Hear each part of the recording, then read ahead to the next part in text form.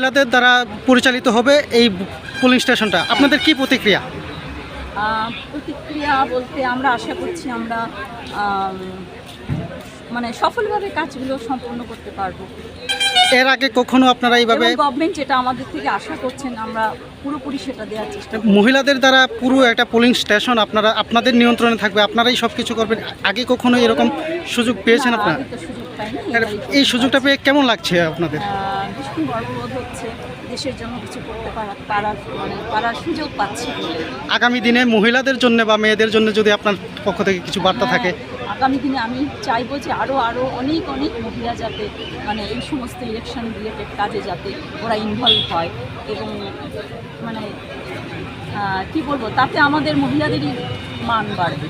আপনার নামটা madam? Doctor শিখা বণিক। আপনার কোন পুলিং স্টেশনটাতে? Polling station Fatikchhara high school, 3-এর 15। ধন্যবাদ।